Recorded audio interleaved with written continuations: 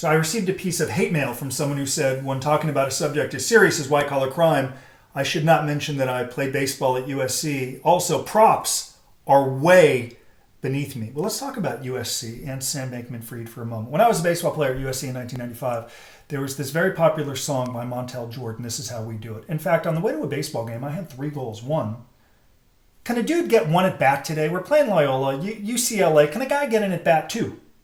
Please, during batting practice, do not play Montell Jordan's "This Is How We Do It." And 3, during batting practice, do not play Montell Jordan's "This Is How We Do It." Yet when BP opened, they played the song 1, 3, 5, 10, 15 times. It was utterly absurd. Why is this relevant? You might be wondering.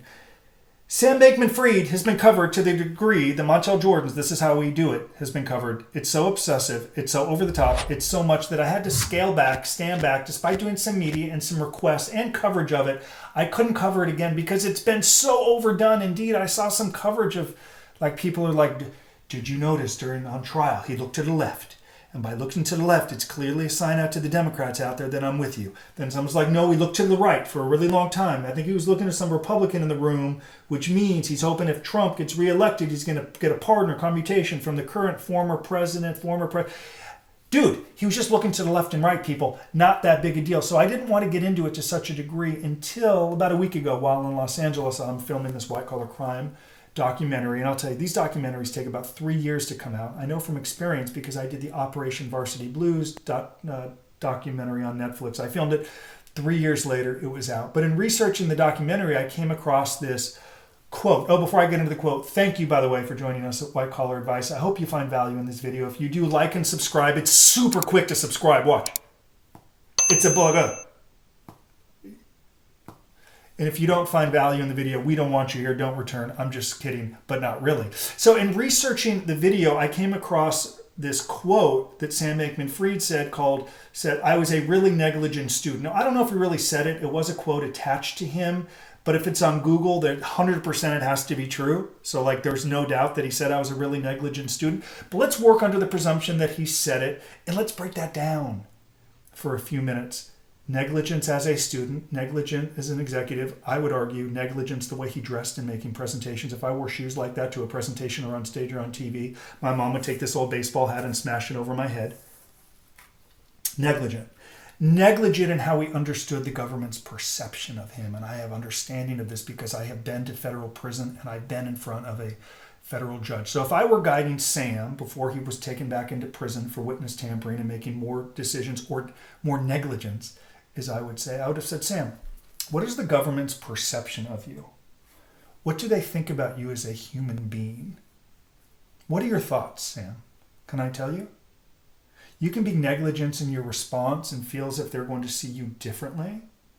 And they'll buy into the idea that you can blame other people right out of the Elizabeth Holmes playbook. You can do that if you like and believe that even if convicted at trial, you're going to prevail on an appeal. So many people do. You can do that, continue to be negligent, or you can embrace the reality of how federal judges see every federal defendant, whether it's Justin Paperny, Sam Bankman-Fried, or the hundreds of thousands of people that go through this wretched system every year that none of us really... I care, it's my business, they're my friends, but frankly, most people don't ever think or care about. We are enamored by celebrity in this country. An accident on the freeway, we all stop to look. Stardom, shock, awe. Many of us take pleasure in their pain. The rich and famous falling, we enjoy it. Others just want to learn. Regardless, let's talk about SBF and what I would have said to him. They think you're trash. Judge Kaplan thinks you're trash. The prosecutor thinks you're scum. Prosecutors are focused on victims, advancing their career, looking good on television, running for office. Someday that prosecutor is going to become a defense attorney at $1,200, $1,500 an hour. They're not negligent. They're preparing. Your negligence of not fully understanding the government's perception of you is going to send you, SBF, I would have said to him if he was looking at me in my office with my USC baseball catcher's hat on, 3 decades, 2 decades in jail, my man. Do you have any interest in doing things differently? Or do you want to continue to be negligent? Do you want to outsource the work to all those lawyers who went on to complain that he wasn't get the food that he deserved in the Brooklyn Detention Center without fully considering that had he not given an interview to the New York Times and witness tampered, he could have properly prepared for his defense from home. It's your fault, Sam Bankman-Fried, that you weren't getting the food that you wanted in a detention center because of the witness tampering. You want to know why? Negligence, that you told us you were a negligent student. It ain't changed. It's continuing. I hope, SBF, for the sake of your family, your parents, those that love you and stand alongside you, are no longer negligent in federal prison. If you are, it's going to define the rest of your life. Let's continue. Sam, how do you think the victims view you? What are your thoughts, Sam?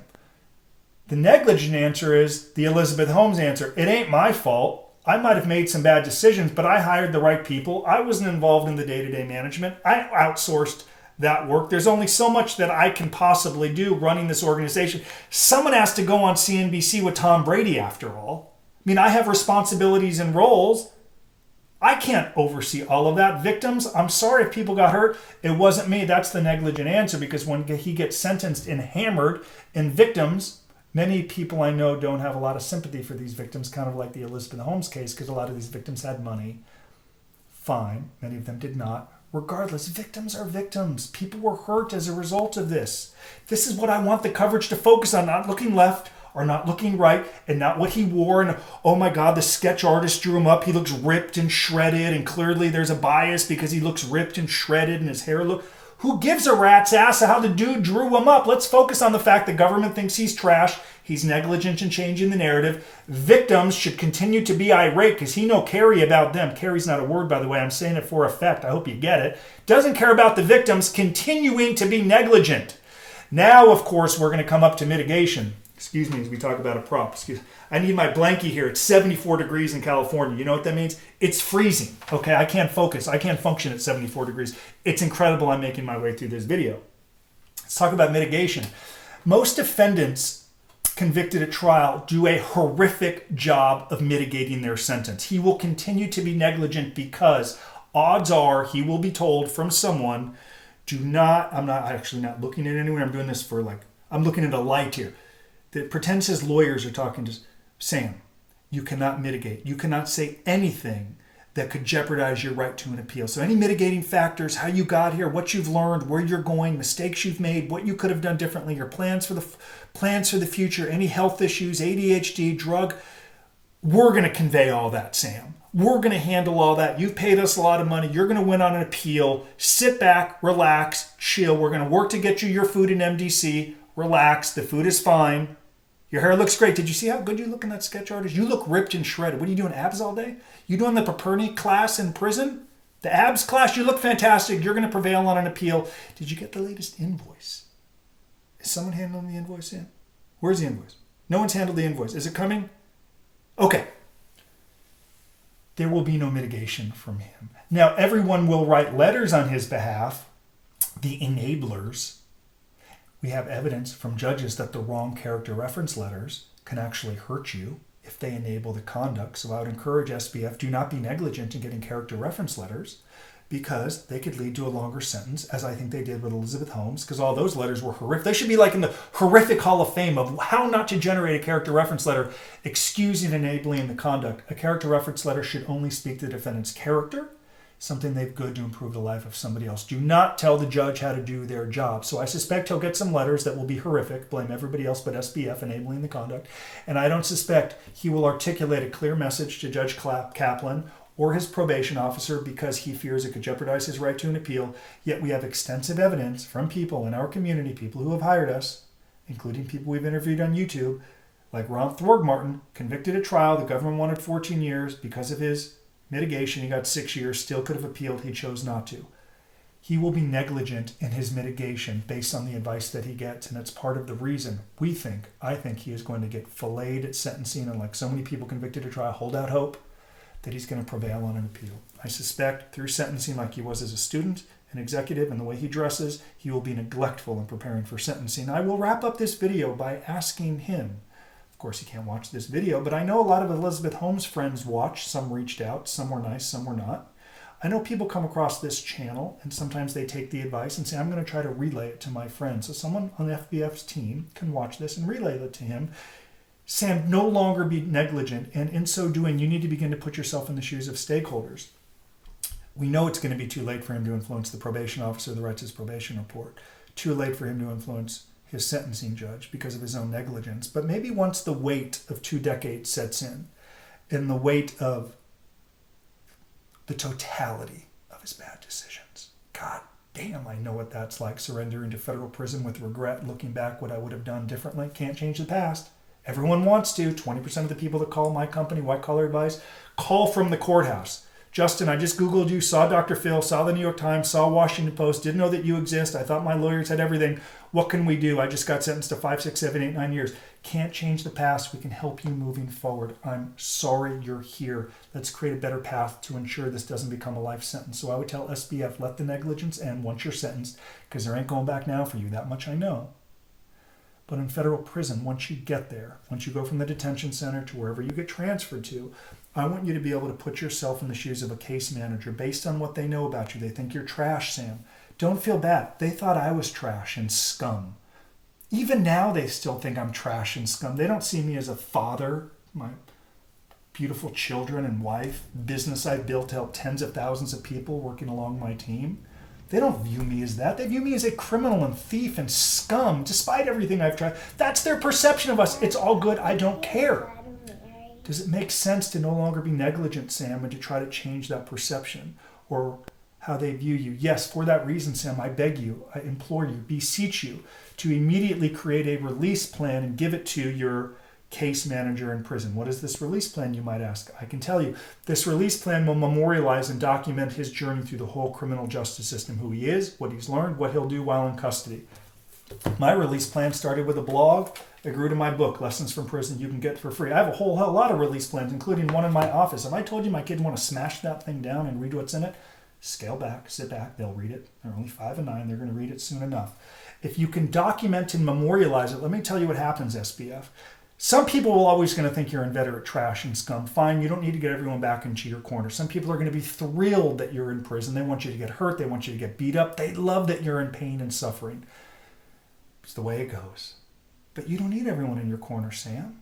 What you need to do is demonstrate to those who believe that you can change how you're going to change. And it ain't going to happen by lawyers or happy talk or blaming and excusing other people. You know how it happens? You're right. You document it. You build, you show growth, you memorialize it, and you recognize it's not about you, SBF. It's about people who have been in prison their whole life, struggled their whole life, who have not had the opportunities and privileges that people like you and me had and wasted. It's not about us. It's about people that you could possibly help. Now, there are some people who say, oh, what could Elizabeth Holmes teach someone in prison? What could SBF teach someone? A whole hell of a lot. Despite how you feel about him, do not dismiss the success he had, the money he raised, how hard he might have worked. You might take pleasure in his pain, some of you do in a classic Schadenfreude type way, but it doesn't change. He is in a position to educate, teach, and inspire people in federal prison. That much he can do. And if he can begin to take that approach and perspective and document it and share it with case managers, with his family, with his network, and guess what? Even Judge Kaplan while he is in federal prison, with his eventual probation officer who's going to oversee him, these people can begin to think he can change. He is capable of doing better. He is capable of influencing the lives of other people in a positive way. He is proactive. He is advocating. He is doing the work. Or he can continue to be negligent, which according to this quote on Google, he's always been. And it's part of the reason he's looking at a very lengthy federal prison sentence. Santayana, I think, said, those who don't learn from the past are doomed to repeat it. This is an opportunity for SBF. I say it like I know him, like we're buddies. I don't know. SBF, this is an opportunity. I don't know him. This is an opportunity for him to say, I've made bad decisions. I'm 30. I don't want the next 30 years of my life to be a repeat of the first 30 of negligence, entitlement, arrogance, blaming, and excusing. I want to go down a different path. To do so requires him to no longer be negligent, to do it in a very difficult environment, federal prison, while standing out a very lengthy federal prison sentence, though I can tell you people have done it.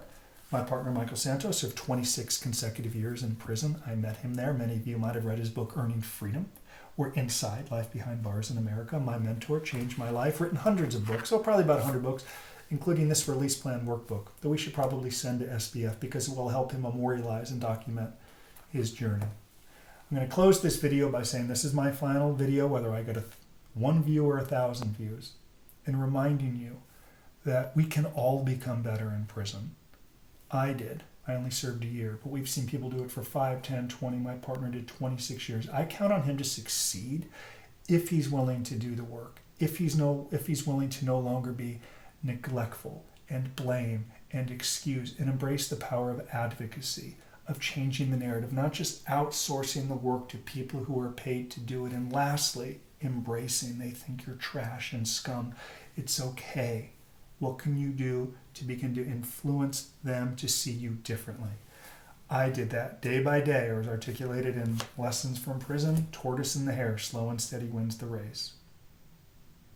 He can do it. I count on him to succeed, but he's going to have to make some changes. Thank you for watching this final video.